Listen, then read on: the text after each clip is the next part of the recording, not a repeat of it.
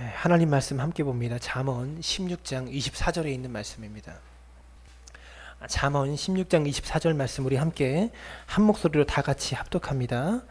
선한 말은 꿀송이 같아서 마음에 달고 뼈에 양약이 되느니라. 아멘. 오늘은 양약과 같은 말이라는 제목으로 여러분과 함께 말씀을 나누려고 합니다. 교회가 성장했다라는 것은요, 양적으로 숫자적으로 사람들이 많아졌다라는 것만으로도 그것만으로 교회가 성장했다라고 말할 수 없는 것입니다. 성도 한 사람 한 사람의 내적인 성장, 내적인 성숙과 함께 가야지 그것이 바른 교회 성장인 것이죠. 저와 여러분의 내적인 성숙을 위해서 가장 필수적인 덕목 중에 한 가지가 무엇이냐면 바로 언어의 성숙입니다.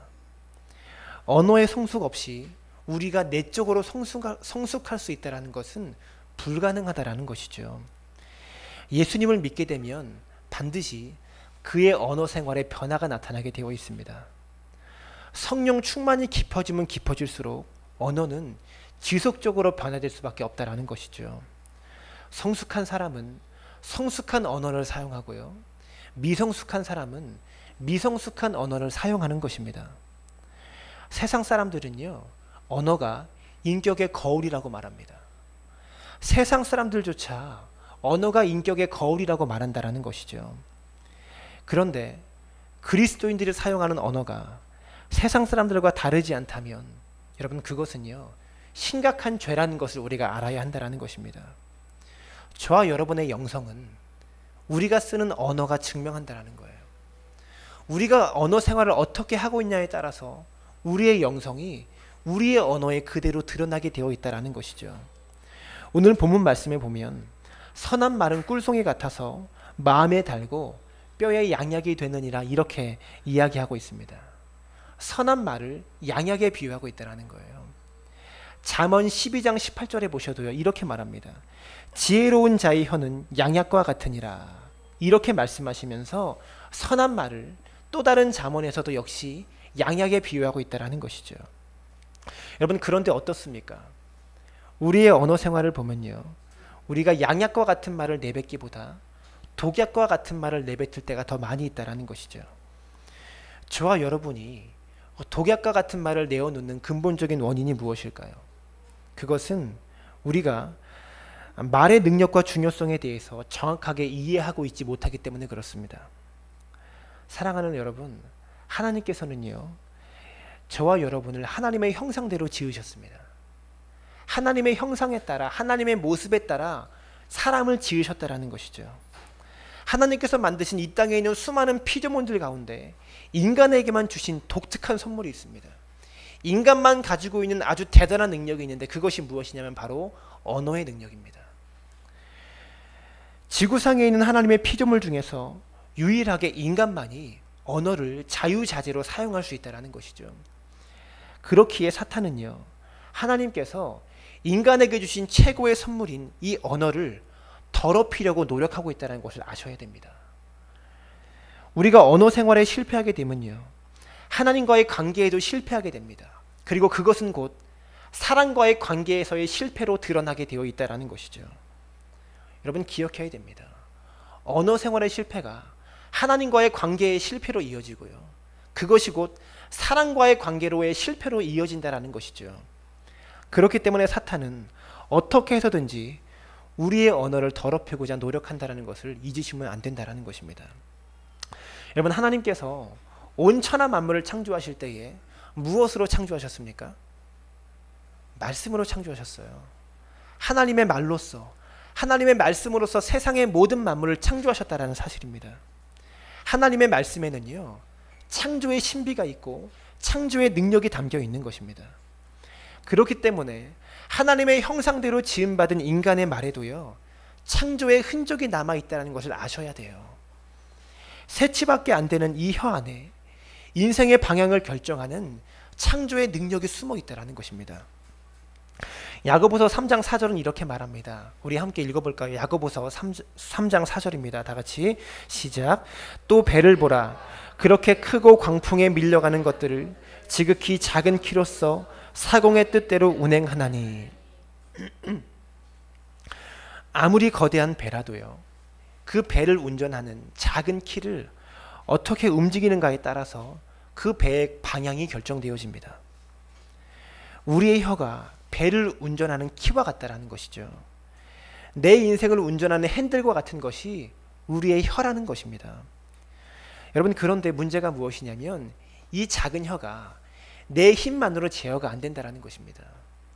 아무리 덩치가 큰 거구라도, 여러분, 아무리 힘센 사람이라도요, 이 작은 혀를 자신의 힘으로 제어할 수 없다라는 것이죠.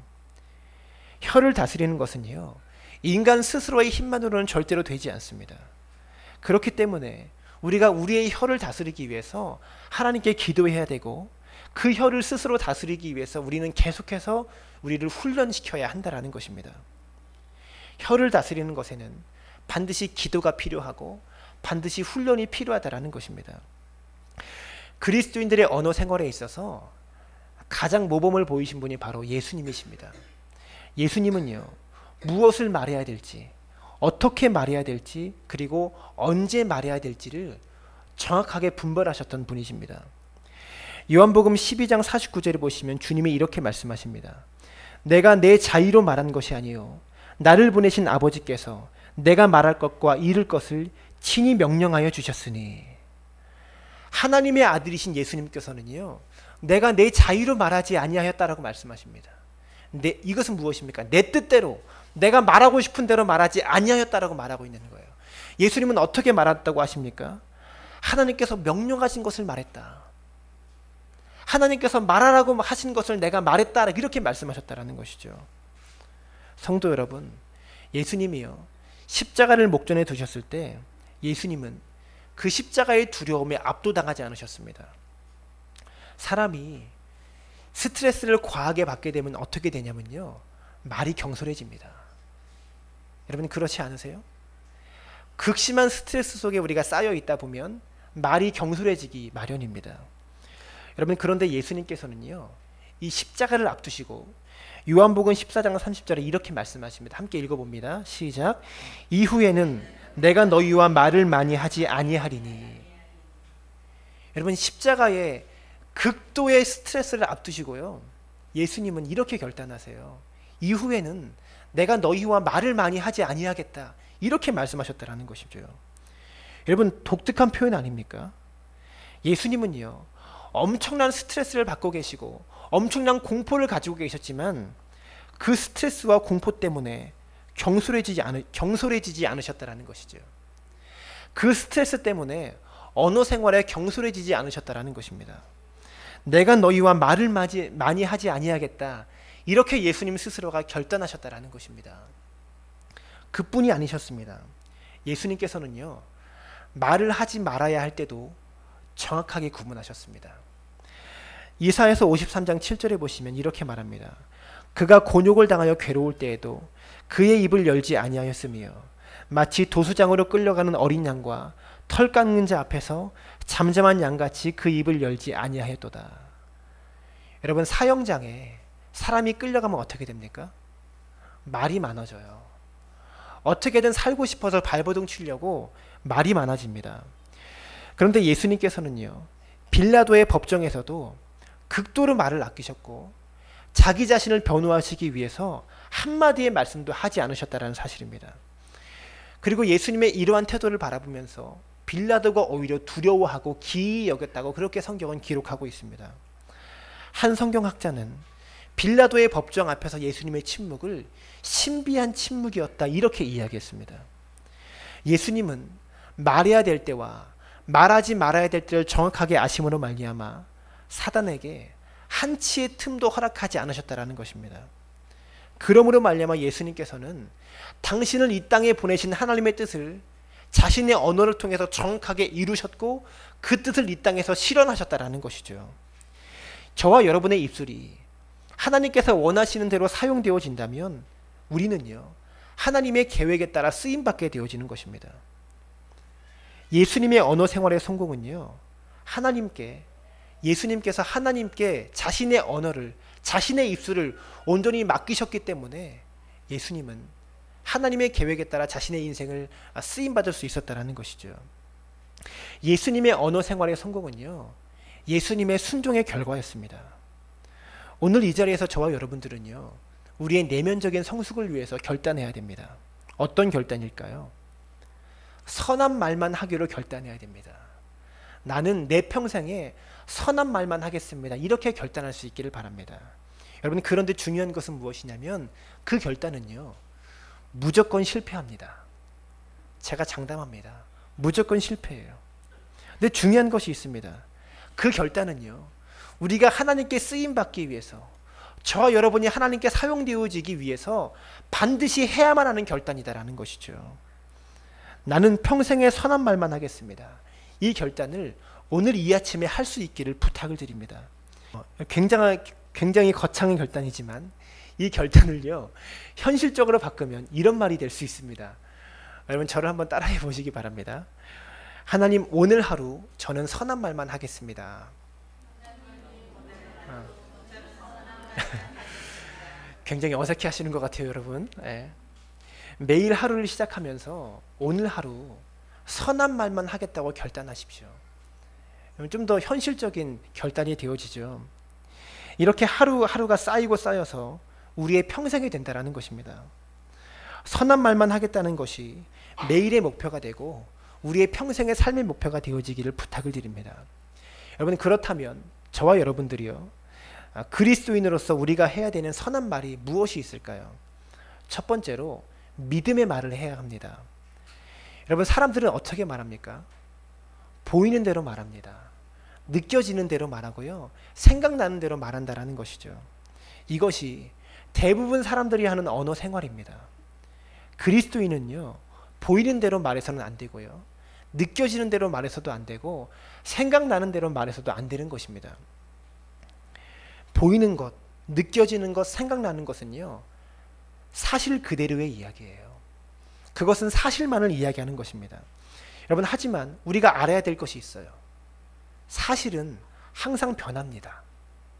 그 사실 자체가 변하기도 하고, 사실을 바라보는 내 눈이 바뀌기도 하고, 사실을 대하는 내 태도가 바뀌기도 하고, 이 사실을 바라보는 세상의 가치관이 바뀌기도 합니다.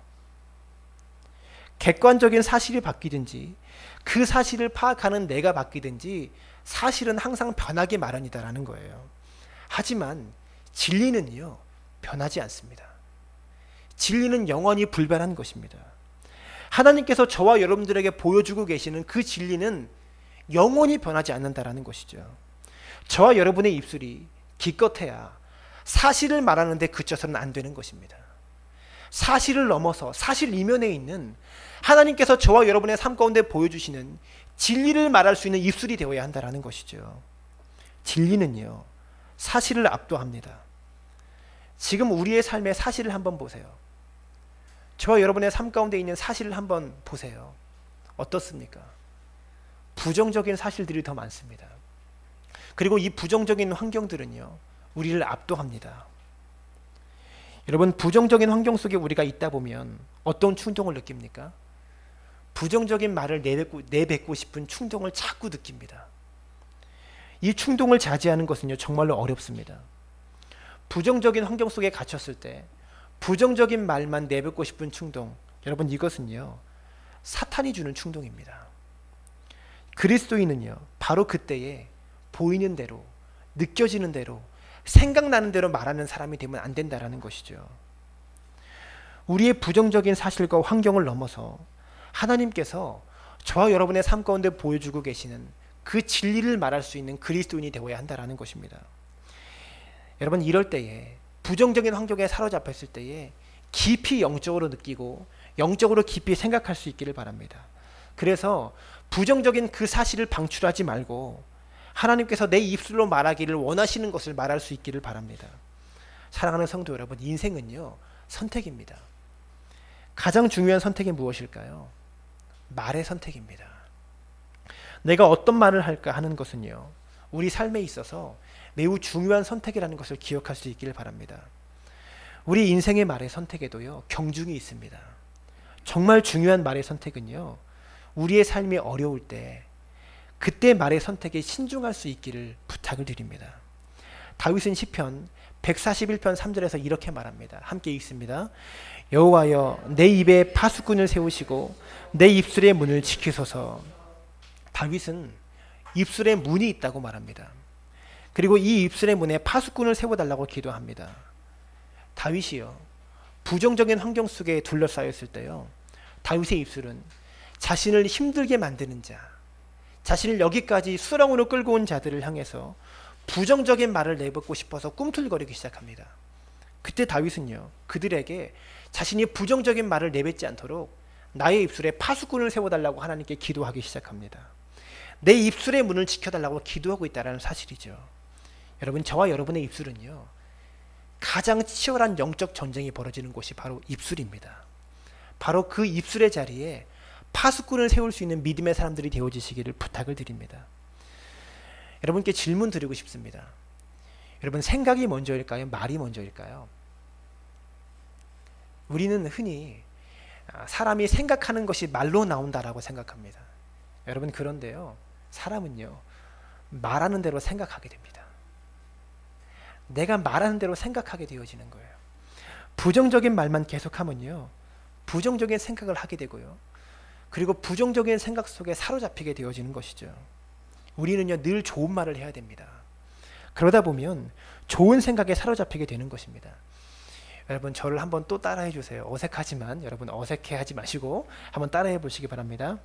하나님은 나를 사랑하십니다. 하나님은 나를 위해 늘 최고의 것을 주십니다. 하나님은 나를 향한 놀라운 계획을 가지고 계십니다. 하나님은 나를 통해 영광 받으실 것입니다. 여러분, 단지 입으로 말한 것뿐인데 긍정의 말을 하니까 좀 기쁨이 있지 않으세요? 한 가지만 더 해보겠습니다. 또 따라하세요. 하나님, 저에게는 꿈이 있습니다. 내 힘으로는 이룰 수 없습니다. 제게 힘을 주소서.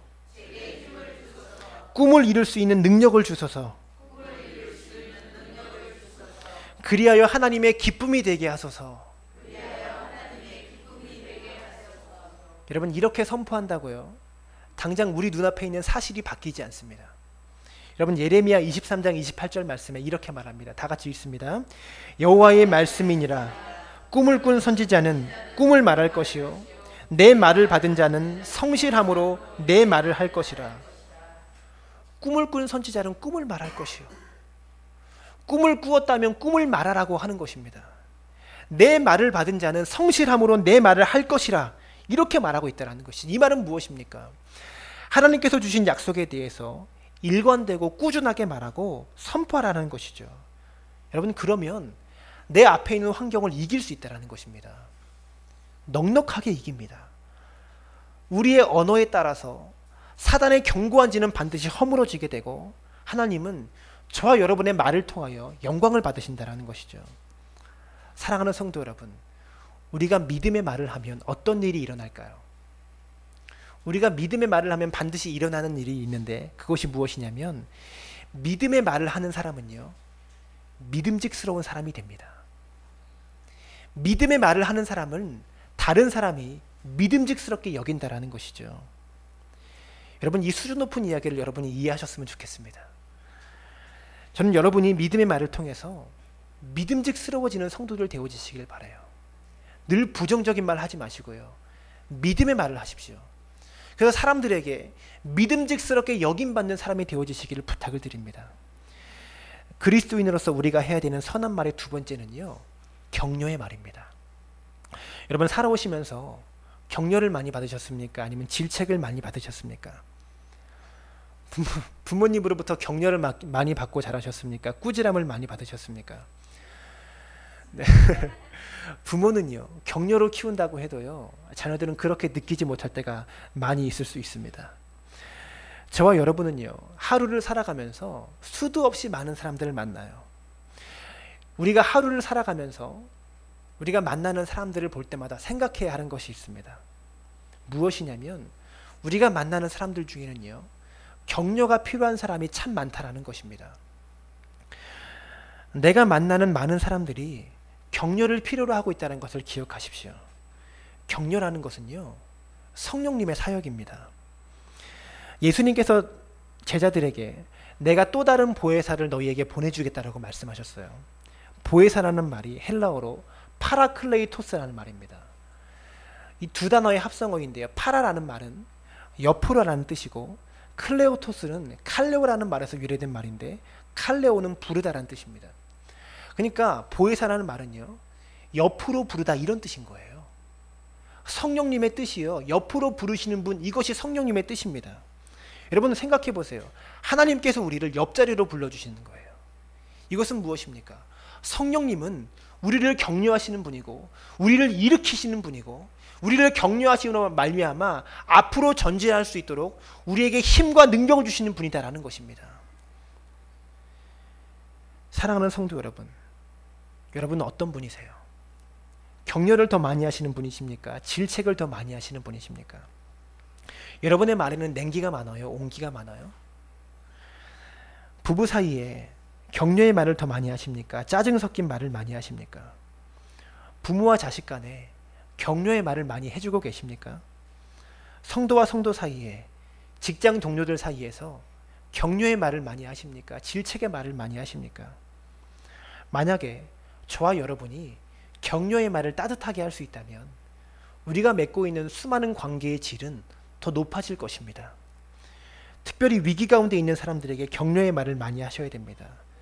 특별히 청년들에게, 젊은이들에게 격려의 말을 많이 해주세요. 새로운 무언가를 계획하고 준비하고 있는 사람에게 낙심의 말은 하지 마시기를 바랍니다. 격려하고 세워줄 수 있는 사람이 되십시오. 제가 설교를 준비하면서 이 재미있는 예화를 찾으려고 정말 노력하였는데, 그리고 재미있는 게 보이지 않더라고요. 그래서 조금 재미있을 것 같은 예화를 찾았는데, 여러분 웃어주시기를 바랍니다. 네. 개구리 두 마리가 숲을 지나가다가 깊은 웅덩이에 빠졌다고 합니다. 너무 깊은 웅덩이에 빠진 거예요. 그때 때마침 개구리 떼들이 그 웅덩이가 있는 길을 지나가게 되었습니다. 이 개구리 떼들이 지나가다가 깊은 웅덩이에 빠진 두 마리의 개구리를 바라보게 된 거예요. 그랬는데 개구리 떼들이 웅덩이를 보니까요, 이 웅덩이가 너무나 깊어서 이 개구리 두 마리가 살려고 뛰어오르려고 해도요, 불가능해 보이는 것입니다. 그래서 개구리 떼들이 웅덩이에 빠진 두 마리 개구리에게 소리칩니다. 야, 그만 뛰어. 어차피 니들 죽은 목숨이야. 이렇게 소리칩니다. 그렇지만 웅덩이에 빠진 두 마리 개구리들이요, 살아야 되잖아요. 목숨이 이태로우니까 어떻게든 살려고 온 힘을 다해서 뛰기 시작합니다. 그걸 보고요, 위에 있는 개구리 떼들이 야, 헛힘 낭비하지 말고 그냥 가만히 있어. 뭐하러 뛰냐. 어차피 니들 죽어. 이렇게 이야기했다고 합니다. 그때 둘 중에 한 마리의 개구리가 그 권면을 받아들이고 더 이상 뛰지 않았습니다. 그리고 얼마 지나지 않아 죽고 말았대요. 그런데 또 다른 개구리는요, 아무리 위에서 이야기하면 이야기할수록 더 필사적으로 뛰는 겁니다. 위에 있는 개구리 떼들이요, 야, 어차피 해봤자 소용없다니까 그냥 가만히 있어라. 이렇게 이야기했다고 해요. 계속해서 소리쳤는데, 그런데도 더 열심히 뛰더니 마침내 웅덩이 밖으로 뛰어 올라 나왔습니다. 그랬더니 다른 개구리들이 말합니다. 야, 너는 우리 말 안 들렸어? 이렇게 말했더니 살아남은 개구리가 귀를 이렇게 대면서 이렇게 말했답니다. 나는 귀가 없어. 도대체 언제 웃어야 될지 여러분 모르겠는 표정으로 지금 웃음 포인트가 어디예요? 이런 표정으로 여러분 저를 바라보고 계시는데, 여러분 재미없는 이야기지만 제가 이 이야기를 선택한 이유가 있습니다. 여러분, 우리 주변에는요, 낙심해서 주저앉은 개구리가 더 많을까요? 아니면 격려받고 뛰어오른 개구리가 더 많을까요? 여러분은 어떤 개구리세요? 격려받고 뛰어오른 개구리십니까? 아니면 낙심해서 지금 삶의 자리에 주저앉아버린 개구리십니까? 격려받고 뛰어오른 개구리 같은 인생을 제가 한 사람 소개하겠습니다. 한 증권회사에 다니는 금융인이 늘 출근길을 지나다가 두 다리가 없는 거린이 자기가 지나가는 출근길 앞에서 동냥을 하고 있는 모습을 발견하게 되었습니다. 그런데 이 거린은요, 다른 거린들과는 다르게 동냥을 받아야 되는 이 빈 깡통을 앞에다 놓고 또 다른 옆에다가 볼펜 자루를 갖다 놓은 것입니다. 그래서 자기에게 적선을 해주는 사람에게 자기가 불쌍해서 적선을 해주는 분들에게 감사의 표시로 이 볼펜을 가져갈 수 있도록 볼펜 한 자루를 옆에 갖다 놓은 것입니다. 근데 사람들이요, 적선을 잘 해주지도 않을 뿐더러 적선을 해줘도 거지가 주는 볼펜을 가져가는 사람이 별로 없는 거예요. 근데 이 금융인이 적선을 해주면서 항상 그 옆에 있는 볼펜을 가져가면서 이 거린에게 이렇게 이야기했다고 합니다. 당신은 작은 사업가로군요. 이렇게 말해주었다고 합니다. 당신은 작은 사업가로군요. 그리고 한참 시간이 흐른 뒤에 이 거린이 길거리에서 사라지게 되었습니다. 이 성공한 금융인이 이 거린이 어디로 갔는지 궁금했죠.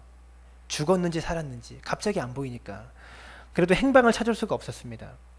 그러던 어느 날 한 건물에 들어갔는데요, 그 거린이 작은 매점에 앉아 있는 거였습니다.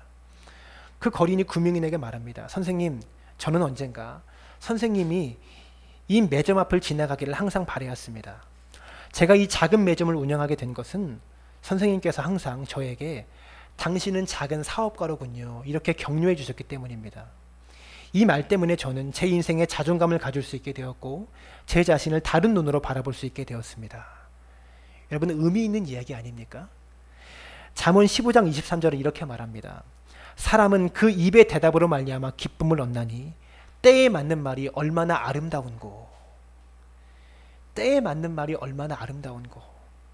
알맞은 사람에게요, 알맞은 때에 알맞은 말을 하는 것은요, 아름다운 일입니다.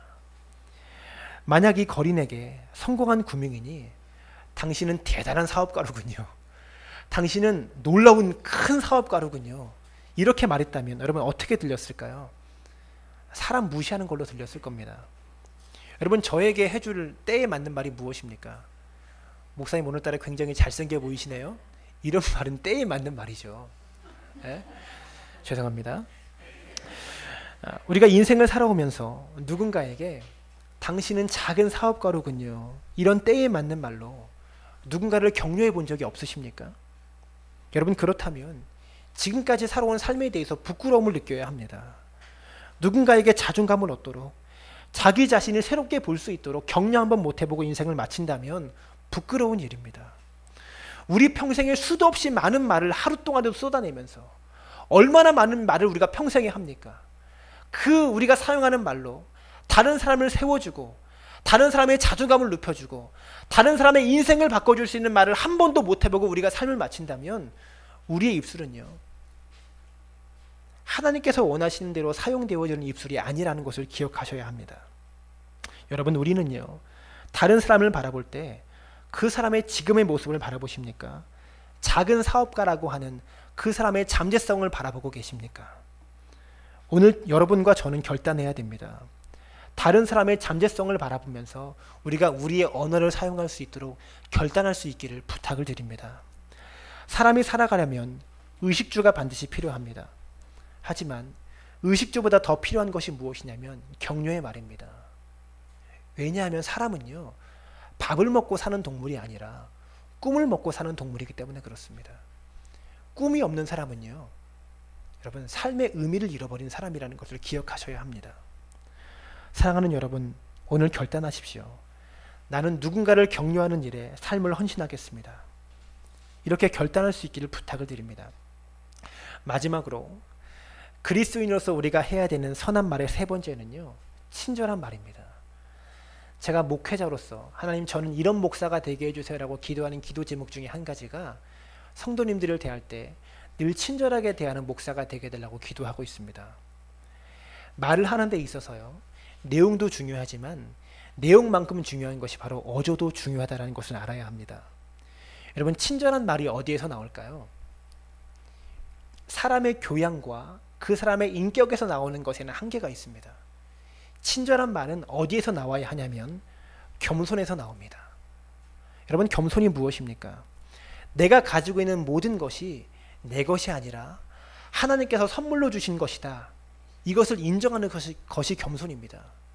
겸손은요, 내가 힘있고 내가 능력이 있어서 내가 이룬 것이 하나도 없는 것, 이렇게 자기 자신을 인정하는 사람이 겸손한 사람입니다. 선물이라고 여기는 마음. 그렇기 때문에 겸손은요, 내 것이 하나도 없기 때문에 자신의 삶이 어떻게 되든지 불평하지 않습니다.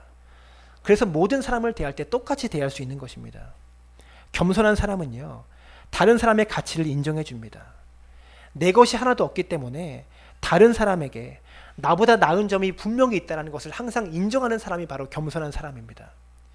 교만한 사람의 말은 그 말이 맞는 말이어도요, 듣는 사람에게 늘 불편함을 가져다 주게 되어 있습니다. 성도 여러분, 다른 사람을 교만하다고 질책할 때 내가 교만해 보일 수 있다는 것을 명심하셔야 합니다. 우리가 말을 하면 주변 사람들이 편안함을 느끼십니까? 불편함을 느끼십니까? 여러분이 말을 하면 갑자기 꽃이 확 피어나는 것과 같은 온기가 느껴집니까? 아니면 살얼음판을 걷는 것 같은 냉기가 느껴집니까? 우리가 말하면 명령적으로 들리진 않습니까? 우리는요, 우리가 하는 말이 명령하는 것처럼 들릴 수 있다는 것을 늘 조심해야 됩니다. 그것을 조심하면서 언어를 사용해야 되는 거예요. 저와 여러분이 감정을 쉽게 폭발해버리는 경우가 종종 있습니다. 저도 그럴 때가 있거든요. 특히 자녀들 앞에서 그럴 때가 많이 있습니다. 그러면서 우리는 이렇게 생각합니다. 감정을 폭발시키면서 이렇게 생각해요. 나는 욱하는 기질이 있어. 내가 욱하는 건 내 성격 때문에 그러는 거야. 하지만 나는 절대 뒤끝은 없어. 이렇게 말하는 분들이 있어요. 여러분, 본인에게는 그 뒤끝이 없을지 몰라도요, 다른 사람에게는 뒤끝이 상당히 오래 갑니다. 내가 3초 만에 내뱉은 그 말 한마디가 다른 사람에게 30년 갈 수 있다는 것을 아셔야 돼요. 어쩌면 30년 그 이상으로 죽을 때까지 그 3초 만에 내뱉은 말 한마디가 죽을 때까지 갈 수 있다는 것을 아셔야 한다는 것이죠. 나는 뒤끝은 없어. 이 말은요, 무책임한 말입니다. 여러분, 감정을 쉽게 폭발시키는 것 내 성격 때문이야, 이렇게 변명하지 마세요. 우리가 왜 감정을 쉽게 폭발시킬까요? 여러분, 그것은요, 교만하기 때문에 그렇습니다. 교만하기 때문에 감정을 쉽게 폭발시키는 거예요. 나보다 더 강한 사람 앞에서 내 감정 쉽게 폭발 못 시켜요.